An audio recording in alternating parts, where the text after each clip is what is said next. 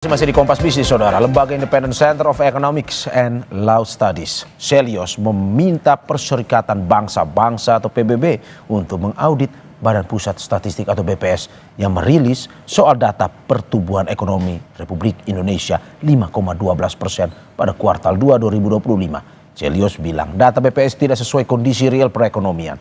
Kenapa harus ke PBB? Kita tanyakan langsung Direktur Kebijakan Publik Celios, Media Wahyudi Askar, melalui sambungan daring. Selamat pagi Mas Media.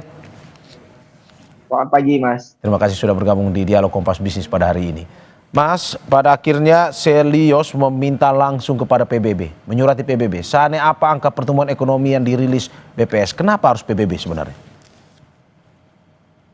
Iya Mas, kami menulis surat ke PBB sebagai langkah untuk ungkapan keprihatinan soal kemungkinan inkonsistensi dan ketidakakuratan data PDB kuartal kedua ya Mas, yang dirilis BPS.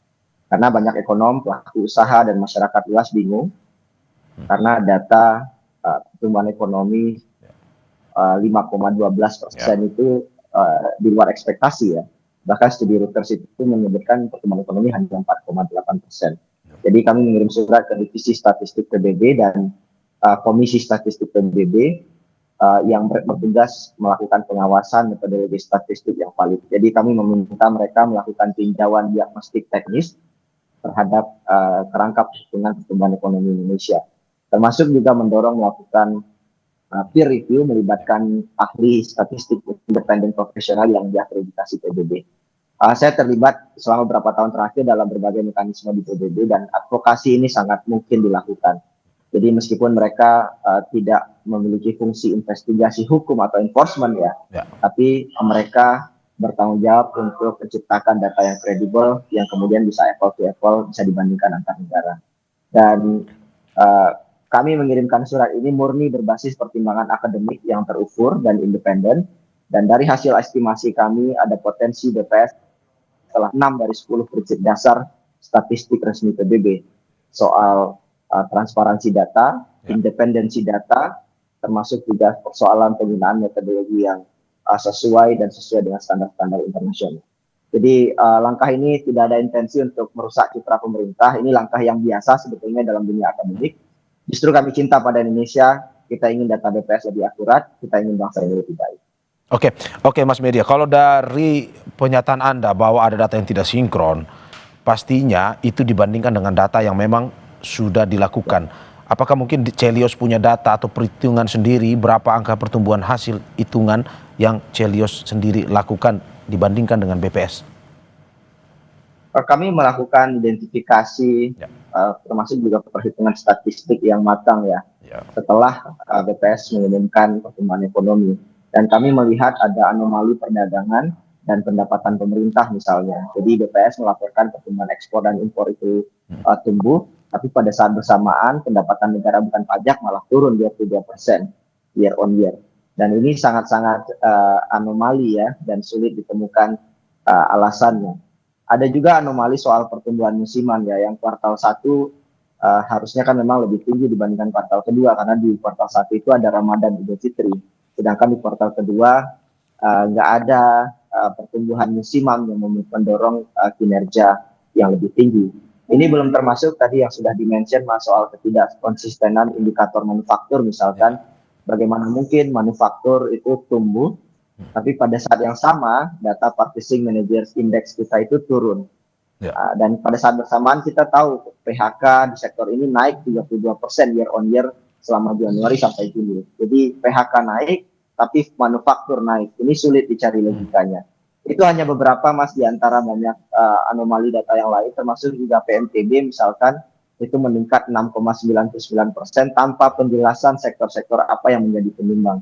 Dan ada pertanyaan sebetulnya apakah impor alat pertahanan misalkan itu malah kini dimasukkan, atau ada indikator baru, metodologi baru yang digunakan tapi tidak diungkapkan ke publik. Jadi ini yang kemudian kami ingin meminta transparansi dari BPS. Karena kalau kita bisa belajar dari banyak negara di dunia, misalkan Yunani itu mengalami krisis hutang, itu terjadi karena mereka memanipulasi data defisit saat itu. Dan IMF, Uni Eropa, Badan Statistik Eropa melakukan investigasi dan menuntut revisi data. Dan kemudian lembaga-lembaga internasional mendorong adanya transparansi dan standar pelaporan yang baik dan benar. Begitu juga di Argentina misalkan. Jadi yang kami ingin sampaikan juga adalah kalau memang datanya benar, ya ungkapkan saja begitu ya. Kenapa demikian? Tetapi kalau datanya kemudian cenderung dipoles atau ada pendekatan metodologi baru yang digunakan tanpa pengungkapan ke publik, saya kira ini harus menjadi bagian diskursus sains akademik yang harus dibuka ke publik untuk dilakukan bersama-sama. Oke, Mas, kalau misalkan dari pertanyaan Anda, jujur saja, terbuka saja terkait dengan data yang sebenarnya. Oke, pertanyaan yang sebenarnya mungkin saja menjadi kegelisahan adalah bagaimana metodologinya sebenarnya. Kalau misalkan ini masih ada kejanggalan seperti yang disampaikan oleh Anda, Mas. Tapi sebelum dijawab, Mas, terkait dengan metodologi tersebut, kita akan lihat terkait dengan angka-angka pendukung pertumbuhan ekonomi yang dipaparkan Badan Pusat Statistik yang jadi pertanyaan ekonom. Ini antara statistik dan realita ekonominya berbanding terbalik. Pun juga ekonom meminta BPS membuka metodologi perhitungan. Berikut tayangannya. Angka pertumbuhan ekonomi kuartal 2 yang dirilis Badan Pusat Statistik atau BPS belum usai memantik tanda tanya. Beberapa data yang pemerintah klaim dinilai tidak match atau tak cocok dengan realitas di lapangan.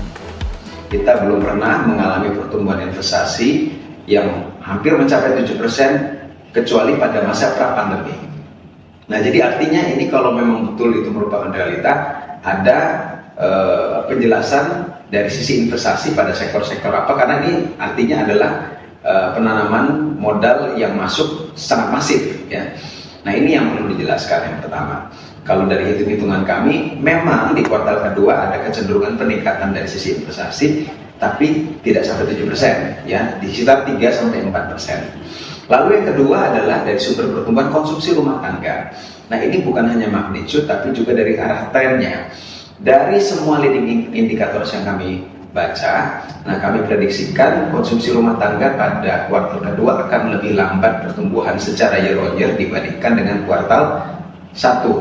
Nah, karena leading indicators mulai dari indeks penjualan retail, penjualan barang-barang durable goods ya, lalu juga dari sisi persepsi ya konsumen dan juga pelaku usaha dan berbagai macam leading indicators yang lain rata-rata menunjukkan pelemahan.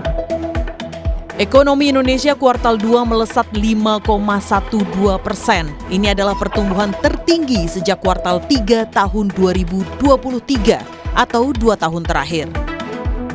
Konsumsi rumah tangga yang menyumbang pertumbuhan ekonomi dengan porsi 54,25% hanya tumbuh 4,97%. Padahal Menko Ekonomi Erlangga Hartarto mengklaim data retail memuaskan karena membaik. Pertumbuhan ekonomi Indonesia di kuartal kedua 5,12 dan ini adalah pertumbuhan tertinggi dalam beberapa kuartal terakhir dan tentunya dengan pertumbuhan ini kami juga melihat beberapa perusahaan publik juga sudah mengumumkan hasilnya, terutama perusahaan retail, dan dari hasilnya terlihat semuanya mengalami perbaikan atau lebih baik daripada semester 1 tahun lalu. Sehingga ini menunjukkan bahwa memang ekonomi kita tumbuh dan kita juga melihat bahwa sektor-sektor terkait dengan industri itu membaik. Sayangnya data retail yang dibilang membaik tidak sejalan dengan realita data di lapangan. Kami ambil data Kementerian Keuangan tentang pajak. Realisasi penerimaan PPN dan PPNBM pada semester 1 2025 adalah 267,3 triliun rupiah.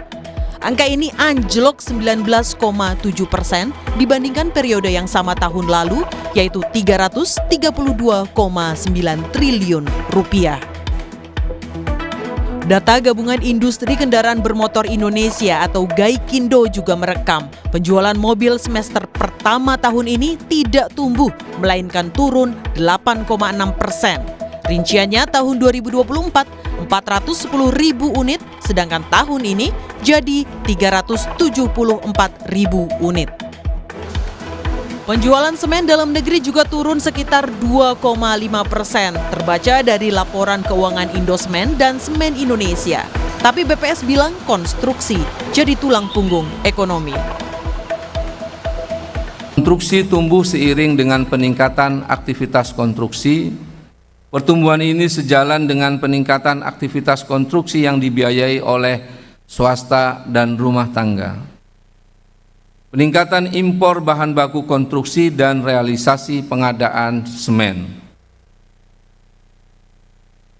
Berikutnya, dari sisi pengeluaran, pada triwulan 2 tahun 2025 secara year on year, seluruh komponen mengalami pertumbuhan positif kecuali konsumsi pemerintah.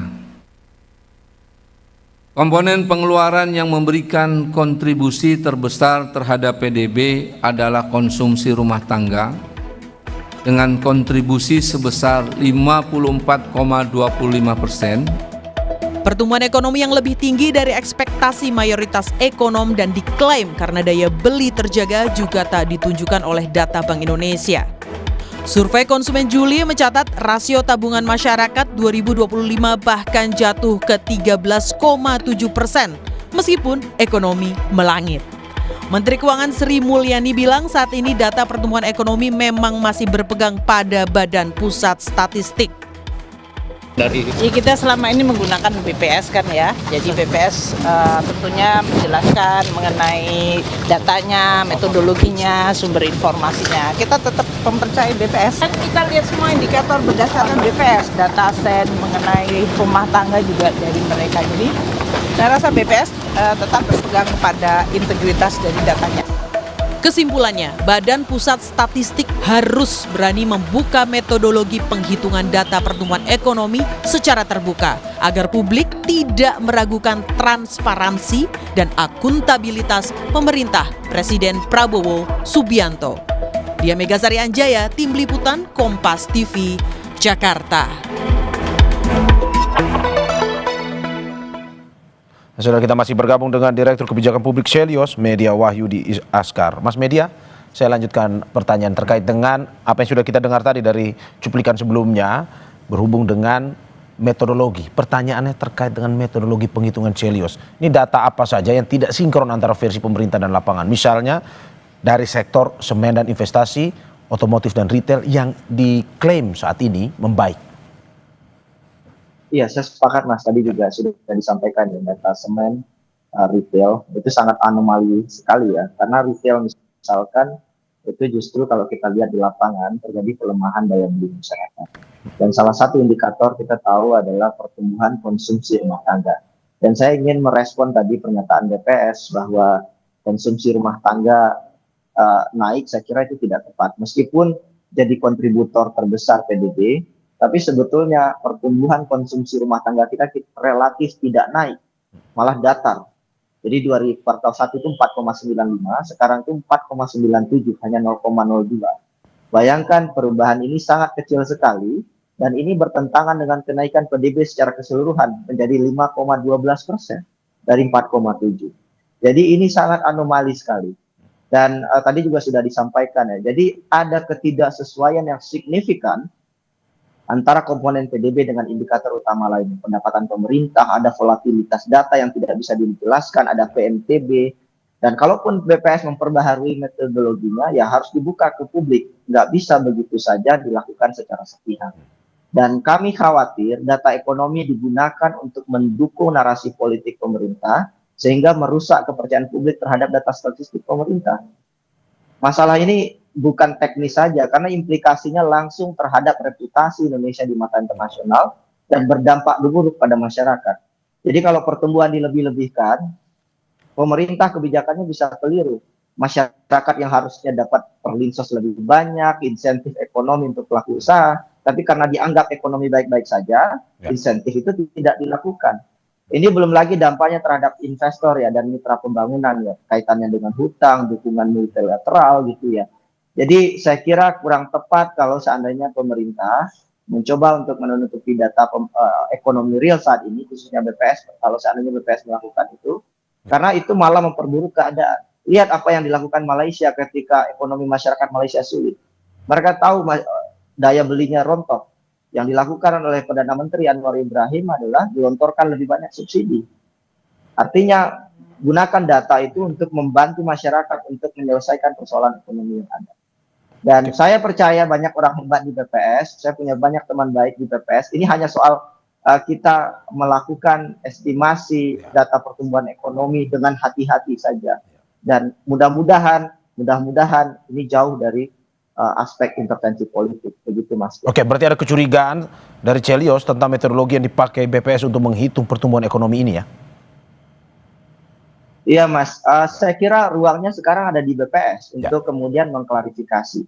Jadi kami sebagai lembaga non pemerintah jelas tidak mungkin mengidentifikasi satu persatu raw data yang ada di BPS. Ini saatnya BPS menjelaskan, membuka metodologinya, dan kami sudah kirimkan surat ke Komisi Statistik PBB, dan ketika itu direspon ya jelaskan saja kepada teman-teman di PBB begitu ya. Dan kami mungkin sudah sampaikan berulang-ulang ya soal banyak data BPS yang harus diperbaiki metodologinya, tapi kan relatif tidak didengarkan juga. Ya kalau kami tidak dengar, kami ya sampaikan ke PBB. Mudah-mudahan kawan-kawan di PBB lebih didengar oleh BPS, dan pemerintah kemudian terus memperjuangkan akuntabilitas data yang dirilis ke publik. Oke, tadi dari tadi Anda berbicara terkait dengan keterbukaan informasi ke publik.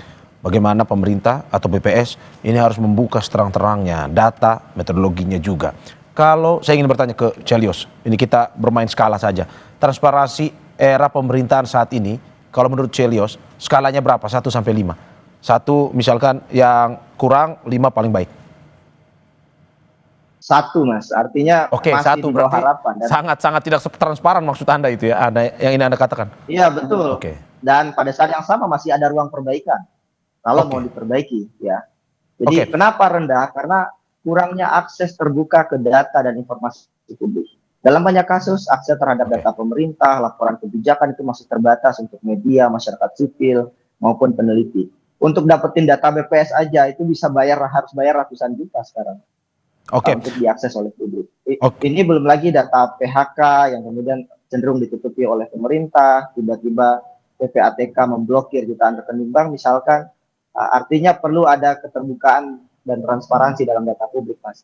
Oke, terakhir Mas, melihat kuartal ketiga, apakah mungkin saja kalau dari apa yang disampaikan oleh Chelios tadi, termasuk soal transparansi dan metodologi yang mungkin saja tidak transparan atau memang tidak transparan kepada publik, apakah di kuartal ketiga akan terjadi lagi keanehan data atau perbedaan data?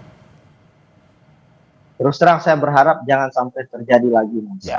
Karena ada banyak akademisi hebat, peneliti hebat, investor, orang-orang yang di luar pemerintah ini mengawasi dengan baik pemerintahan. Karena mereka sayang juga dengan pemerintah, gitu ya. Jadi seburuk-buruknya situasi, kalau ditutupi pasti akan terbuka juga, begitu. Malah lebih baik apa adanya, karena ketika kita apa adanya, kita tahu apa yang akan dilakukan, kita tahu solusinya, gitu ya. Jadi menurut saya BPS harus menjadi lembaga independen, kemudian melakukan upaya secara signifikan untuk memperkuat partisipasi dari publik, begitu ya. Kemudian memastikan bahwa data yang dirilis itu adalah data yang valid, begitu ya. Karena otomatis ini faktornya akan mempengaruhi kepercayaan publik ya. Jadi jika informasi yang disampaikan tidak terbuka dan jujur, gitu ya, otomatis kepercayaan terhadap pemerintah kan menurun dan melemahkan legitimasi dan stabilisasi politik itu sendiri.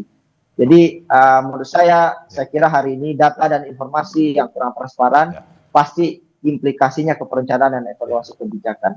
Mudah-mudahan di kuartal berikutnya anomali ini tidak terjadi lagi, Mas, begitu ya. Karena gimana mau mengurangi masyarakat miskin kalau pemerintah nggak menganggap masyarakatnya miskin? Bagaimana mau memberikan insentif terhadap pelaku usaha kalau seandainya data yang dilakukan, yang dirilis itu basisnya tidak tepat dan kemudian membingungkan banyak pengambil kebijakan? Oke. Ya, kata kuncinya bagaimana mau membantu masyarakat jika data yang disampaikan tidaklah tepat. Terima kasih Direktur Kebijakan Publik Celios Media Wahyudi Askar atas apa yang disampaikan. Semoga bisa menjadi koreksi juga ya terhadap apa yang disampaikan untuk transparansi ke depan. Terima kasih sekali lagi Mas. Sehat-sehat selalu. Terima kasih Mas.